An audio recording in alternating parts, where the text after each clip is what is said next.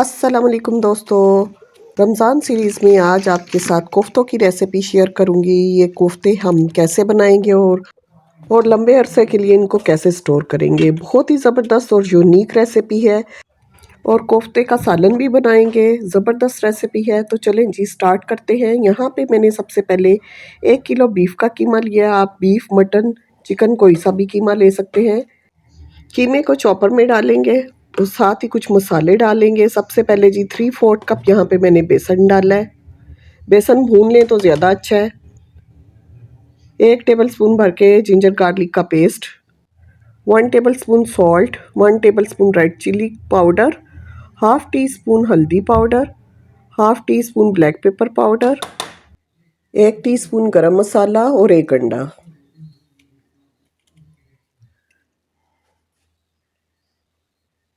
एक टेबलस्पून सूखा धनिया पाउडर। चॉपर को बंद करेंगे और जी चॉपराइज कर लेंगे अच्छे से। मसाला बिल्कुल रेडी हो चुका है। बहुत ही मुलायम मसाला होना चाहिए। ये देख लें आप कितना स्मूथ और मुलायम मसाला है। कोफ्ते बनाते हैं जी, थोड़ा सा पानी एक प्याले के अंदर रखेंगे ताकि हाथों को हम गीला कर सकें। और 40 ग्राम का हमने कोफ्ता बनाना है। 40 से 45 ग्राम का, ये 45 ग्राम का कोफ्ता है। तो 30 कोफ्ते बने हैं माशाल्लाह, काफ़ी सारे बन गए हैं। ठीक है जी, इन कोफ्तों को अब हमने स्टीम देनी है। तो स्टीमर है मेरे पास, स्टीमर के अंदर हमने पानी डालना है और जाली रखनी है। अगर स्टीमर नहीं भी है आपके पास तो सिंपल पतीले के अंदर आपने पानी डालना है और जाली रख दें और उसके ऊपर कोफ्तों को रख दें। और हमने सिर्फ़ और सिर्फ इनको 10 मिनट के लिए स्टीम देनी है। 10 से 12 मिनट के लिए स्टीम दें, ज़्यादा स्टीम देने की ज़रूरत नहीं है। तो कोफ्ते जो है ना वो फिक्स हो जाएंगे और टूटेंगे नहीं।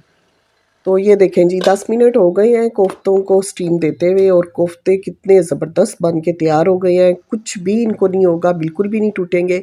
एज़ इट इज़ अब इनको हमने ना फ्रीज़ करना है। सिंगल लेयर में इनको फ्रीज़ करेंगे। जब ये फ्रीज़ हो जाएंगे 4-5 घंटों के बाद इनको निकाल के तो ज़िप लॉक बैग में पैक करें और फ्रीज़ कर दें। 2 से 3 महीना आराम से इनको इस्तेमाल करें, कुछ भी नहीं होगा और बहुत ज़बरदस्त बन के तैयार होंगे। ग्रेवी यहाँ पे रेडी कर लेते हैं। उसके लिए मैंने 3/4 कप ऑयल लिया है।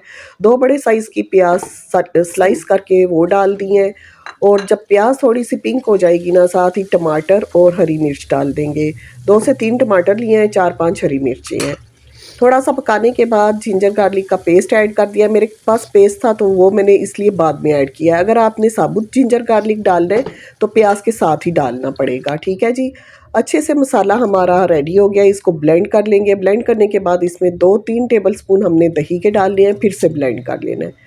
जो ऑयल बचा था पतीले के अंदर उसी के अंदर हमने काली मिर्च और लौंग डालनी है और थोड़ा सा सौते कर लेना है इनको। उसके बाद जी जो कोफ्ते हमने बना के रखे थे वो डाल देंगे। थोड़ा सा भूनेंगे 3 से 4 मिनट के लिए।